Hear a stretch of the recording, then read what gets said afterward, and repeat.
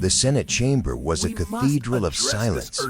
Fluorescent lights washed every marble surface in cold white, making faces look pale, almost unreal. The usual shuffle of papers and distant whispers had died away. Cory Booker's hands rested on the podium, steady but trembling with something rarer than anger, truth. His voice cut through the still air, low but ringing with conviction. This is not just about politics. This is about dignity. Across the room, Jasmine Crockett's eyes glistened. For a heartbeat, the chamber forgot its walls of power and posture. It was a human moment, unguarded and disarming. Then, flash. The scene fractured. Viral clips exploded across social media timelines, split screens of pundits yelling, hashtags burning through trending lists, talking heads dissecting her every word. The echo of past committee clashes, sneers, and dismissive laughter surged like static in the background. Back in the chamber, Booker's gaze stayed locked on Crockett, as if anchoring the moment against the chaos outside. His words carried something the country hadn't felt in too long: sincerity. Somewhere in the stillness, a senator exhaled. The air shifted. America was about to feel it too. But what sparked this rare emotional display in the heart of power? The story goes much deeper. The week before Booker spoke, Washington was a storm. News alerts screamed hourly, clips of outrage bouncing from one screen to another. In the center of it all was a moment that had already gone viral. Jasmine Crockett in a committee hearing, facing down mockery wrapped in politeness, contempt disguised as procedure. A smirk from across the table, a condescending question that lingered too long. In her response, firm, eloquent, fire measured in grace, ignited a digital wildfire. Within hours, the country split. Supporters flooded timelines with #StandWithJasmine, their post layered with admiration and pride. "She's not angry," one tweet read. "She's exhausted from being underestimated." But the other side sharpened their ridicule. Commentators mocked her tone, her hair, her emotion. It wasn't just political, it was personal, cultural, ancestral. The Senate felt it. So did every young woman watching, every immigrant's daughter, every person who had ever been told to calm down when standing in truth. The chamber had become a mirror reflecting the nation's fractures in real time. Booker watched quietly through it all, his expression unreadable. Where others saw noise, he saw lineage, a continuum of courage stretching from generations past to the woman standing before him now. But before Booker's words could change everything, the forces of arrogance had already drawn their battle lines. It wasn't one man, one insult, or one moment. It was a pattern, woven through decades of hearings, debates, and televised performances masquerading as governance. The old guard thrived on spectacle, mistaking volume for authority. Every time a woman of color spoke with conviction, an old rhythm returned. The smirk, the interruption, the dismissive laugh that said more than any policy could. During committee sessions, the cameras caught it all, subtle but unmistakable. A raised eyebrow when Crockett pressed too firmly. An eye roll so exaggerated it became a meme within minutes. Performative outrage from those who claimed to defend decorum, even as they weaponized it against anyone who didn't fit their script. The chamber echoed with politeness that cut sharper than any insult. It wasn't new. Flashbacks flickered in America's collective memory. Alexandria Ocasio-Cortez standing tall after being disrespected on the House steps. Maxine Waters reclaiming her time with unshakable poise. Ilhan Omar's words distorted. Kamala Harris interrupted mid-sentence. Over and over, the same cycle. Demand civility from those you refuse to respect. Crockett had walked into that cycle knowingly. Every glare, every thinly veiled jab carried the weight of those who'd stood before her. She didn't just represent a district. She represented defiance, polished into professionalism. And that made her dangerous to the comfort of the establishment. The pundits framed it as another political spat. But to anyone watching with open eyes, it was something older, deeper, a clash between the fading entitlement of gatekeepers and the unyielding dignity of those they'd tried to silence. The tension built like a storm gathering over marble floors. The air inside the Senate felt charged, ready to break. And just when the noise seemed too loud for truth to break through, one senator decided to speak not as a politician, but as a witness to grace. She wasn't supposed to be there, not in those towering marble halls, not under the relentless glare of cameras waiting for her to slip. Jasmine Crockett's story didn't begin with power. It began in the heartbeat of South Dallas, in a neighborhood that taught her the kind of courage no textbook could. The streets carried stories of struggle, and the people who raised her taught her that silence was never safety. Before the titles, before the national headlines, there was a courtroom in Texas. The air always smelled faintly of coffee and nerves. A young public defender stood before a judge who barely looked up from the bench. Her client couldn't afford justice, not the kind that came with reputation and retainer fees. So Jasmine fought. She fought with precision, with fury cloaked in composure. She learned that truth doesn't shout, it endures. Every victory, no matter how small, stitched another layer of armor onto her resolve. Outside the courthouse, she became a force. Marches, town halls, community meetings that stretched past midnight, Jasmine was always there. Her voice carried the rhythm of those she defended, the tired but unbroken pulse of people who believed America could still be fair. Politics didn't call her. Purpose did. And when she finally answered, it was with the weight of every client she'd ever stood beside. But the climb was never easy. In every meeting, every campaign stop, there were whispers. Too bold, too direct, too unapologetic. She was told to tone down, to smile more, to remember her place. Each condescending comment became fuel. Her rise wasn't built on permission. It was built on defiance, polished into discipline. By the time she reached Congress, she had already survived storms that would have broken most. She carried her identity not as a burden, but as a badge, unashamed, unwavering. Every time she spoke, she channeled generations who were told to sit quietly, while others defined their worth. That's why the confrontation that week hit differently. It wasn't just a political slight. It was a familiar wound reopened under the harshest lights. Jasmine's calm that day wasn't weakness. It was mastery. She didn't flinch because she'd been here before, on smaller stages with higher stakes, when a single word could change a life.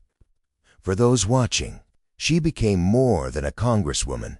She was a mirror reflecting every woman who'd been talked over, every daughter told to lower her voice, every professional doubted before she even spoke. Her poise was rebellion disguised as grace. Her words, every syllable, carried the echo of those who had never been allowed to speak. Cory Booker saw it clearly. While pundits analyzed strategy, he saw a lineage, a bridge from the courtroom in Texas to the marble floors of Congress. He saw the exhaustion behind her restraint, the pride behind her composure. What others dismissed as another political exchange, he recognized as something sacred, a woman standing in her full humanity, refusing to be reduced. And when the air in the Senate thickened with the weight of arrogance, Booker knew the moment had arrived. The storm was coming. But this time, it would not wash her away. And that's when Cory Booker, seeing the storm gathering, chose to make the Senate remember who Jasmine Crockett really was. The chamber buzzed with a strange energy, part irritation, part exhaustion. Conversations overlapped like static. Papers shuffled, microphones clicked on and off, the sound of impatience filling every crevice of the room. The gavel struck once, sharp and hollow, but it barely pierced the noise. Senators shifted in their seats, pretending to listen, waiting for their turn to land another blow when a week, already drowning in spectacle.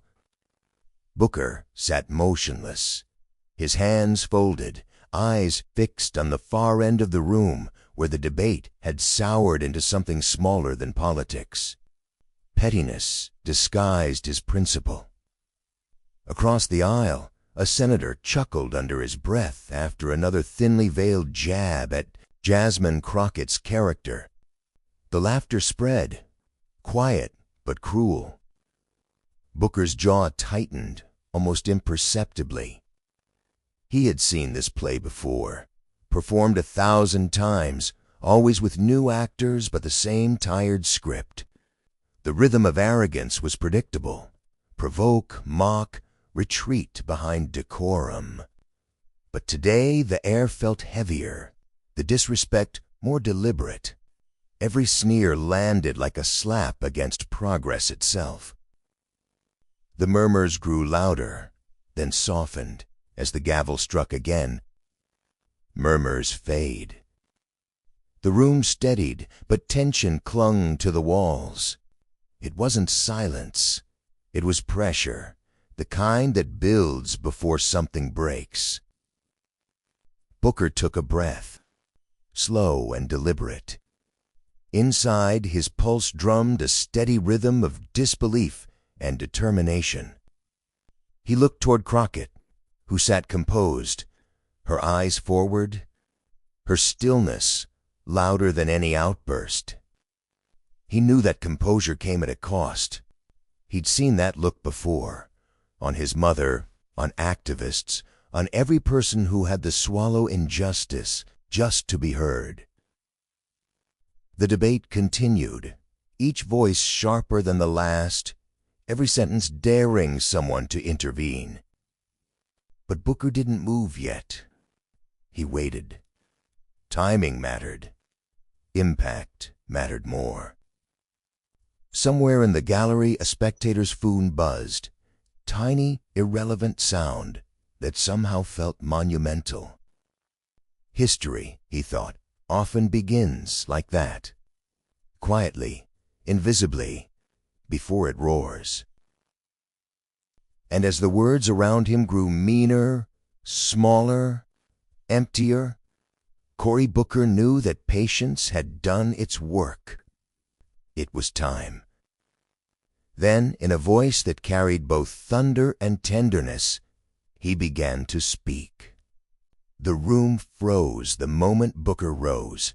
No cue, no motion, just a sudden stillness that seemed to pull every molecule of sound out of the chamber. The senators turned slightly, curiosity mixed with fatigue. Cameras adjusted focus. Somewhere above, a light flickered, catching the sharp edge of his expression. He looked across the floor, eyes locking on Jasmine Crockett. His voice, when it came, trembled just enough to betray the weight behind it. "When I look at Representative Jasmine Crockett," he said softly, "I see a daughter of America's promise." The sentence landed like a prayer, unexpected, unguarded, cutting through the political fog that had clouded the chamber all week. A murmur rippled through the seats. One senator lowered his gaze, another shifted uncomfortably, his smirk fading as Booker continued. "I see a woman who carries the weight of generations that were told to wait their turn and still chose to lead." The camera zoomed in, Booker's eyes glistening, his voice finding steadiness in conviction. I've seen the way this body treats those who dared to speak with passion. We call them angry, we call them uncivil, when what we're really afraid of is truth spoken too clearly. Crockett's expression barely changed, but her eyes told everything. Gratitude, disbelief, a quiet knowing.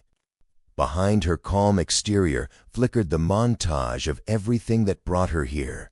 The Texas courtroom, the late nights, the patronizing smiles she had endured on her way up. Each flash was a heartbeat in the speech's rhythm. Booker's tone rose. I am tired of watching brilliance dismissed because it doesn't come packaged in the comfort of conformity. I am tired of seeing dignity mocked as performance, and I will not, cannot stay silent when one of our own stands under attack simply for daring to exist as her full self. Gasps and whispers, a few hands clasped together. The air thickened again, but this time it wasn't tension, it was reverence. Even those who disagreed with every word could feel the gravity. It wasn't politics anymore, a journalist whispered into his mic from the gallery. It was truth. Booker took another breath, steady but charged. Representative Jasmine Crockett has shown this nation what it means to fight with grace, to stand her ground without losing her soul. And I want every young woman watching to understand something. You are not too loud. You are not too proud. You are not too much. You are enough. Every word echoed like a drumbeat against the walls. In the back row, a senator who had mocked Crockett earlier lowered his head, pretending to read notes. The veneer of superiority began to crack. Arrogance melted into discomfort. Booker continued, voice now unwavering. This country is built on those who rise again and again despite the odds stacked against them. Jasmine Crockett embodies that story, the daughter of perseverance, the voice of those who were never meant to be in this room but walked in anyway. He paused. Silence again. Every camera light blinked red. The stillness held like the moment before a storm breaks. When history remembers this time, let it remember not the noise, not the jeers, not the cruelty, but the courage to stand when standing meant standing alone. For a fleeting moment, the chamber ceased to be a battleground. It became a stage for grace. Even those who had opposed Crockett could feel it, the shift, the heartbeat of something real pulsing through the static of performance. Booker's final words came not as thunder, but as prophecy. We rise, he said, voice low, steady, final, not by tearing others down, but by lifting up those who've earned their place. The echo hung in the air, stretching long after he sat down. No one dared to speak. Crockett blinked once, slow, absorbing the moment, her composure finally giving way to a breath she hadn't realized she was holding. The camera stayed fixed on Booker, his face unreadable now, the calm after a quake. Somewhere deep inside the chamber, applause began, soft, hesitant, then building, spilling from both sides of the aisle. And beyond those marble walls, a nation stirred. Wheats formed, headlines began drafting themselves, but outside those walls, the real shock waves were only beginning to spread. The moment Booker's words left the chamber, the world outside erupted. On Twitter, hashtags blazed across timelines. Thank you, Booker, Jasmine Crockett, dignity and action. Clips of the speech looped endlessly, slow-motion highlights capturing the subtle tremor in his voice, Crockett's unflinching gaze, the crumbling expressions of those who had sought to demean her. TikTok feeds filled with edits, the lines of Booker's monologue stitched to music that swelled with every syllable, captions echoing the courage of every woman who had ever been silenced. Teenagers in bedrooms across the country whispered the phrases aloud. recording themselves reciting them, embodying the message that dignity could not be contained by walls or hierarchy. News anchors, usually composed and detached, struggled to maintain their poise. One dabbed a sleeve at tears that had surfaced unbidden.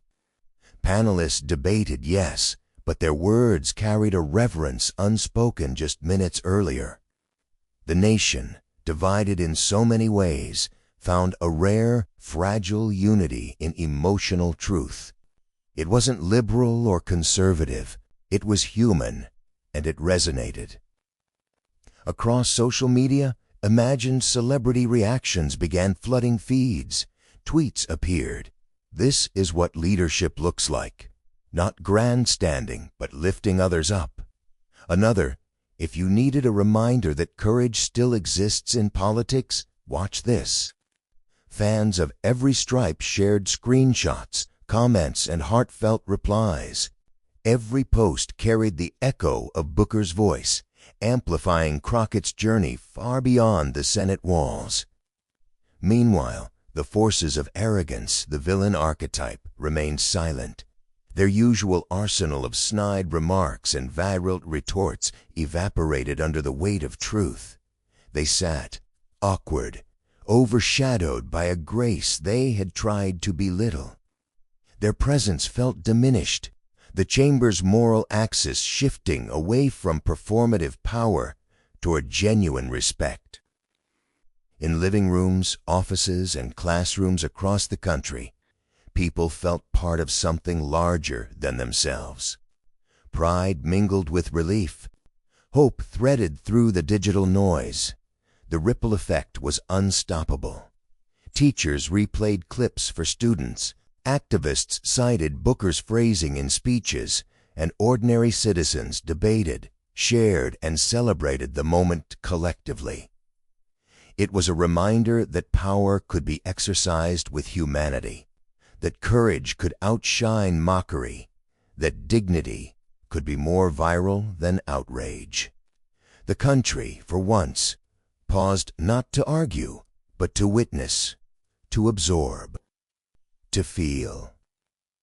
And in that rare silence after the storm, a lesson emerged that would echo far beyond the chamber.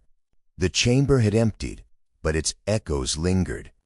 Quiet settled over the marble floors, soft as a sigh, carrying the weight of what had just transpired. This wasn't about politics in the usual sense, about party lines or strategy. It was about something far deeper. It was about America's better angels, those threads of integrity, courage, and empathy that rise even when the noise threatens to drown them out. Booker and Crockett were vessels, not the story itself. The story was larger. The courage to speak with dignity in the face of ridicule.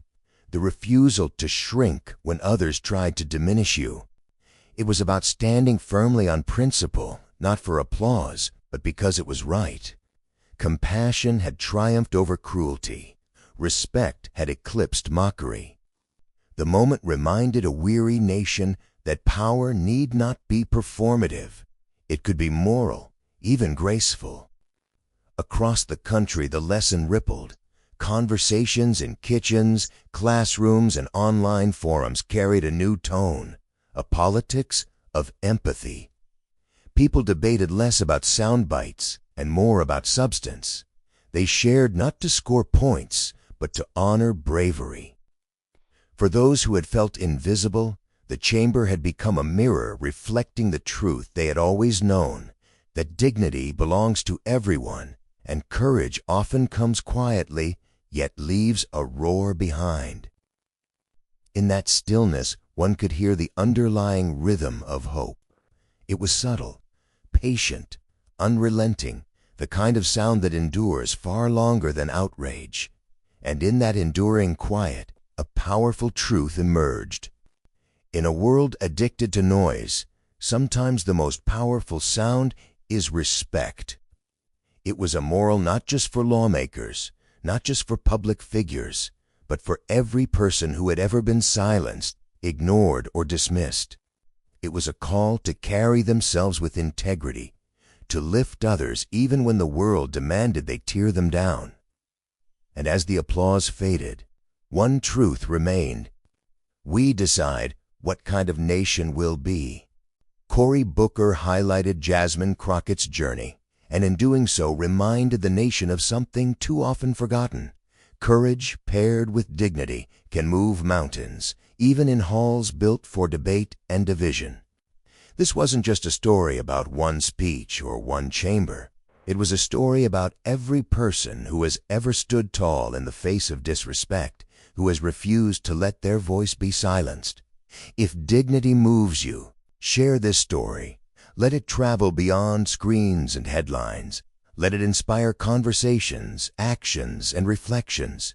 Show the world that leadership isn't just about position. It's about principle, integrity, and lifting others up when it matters most. Subscribe not for the noise of politics, not for fleeting controversies, but for hope, for stories that remind us of our shared values, for moments that reconnect us to the better angels of our collective conscience.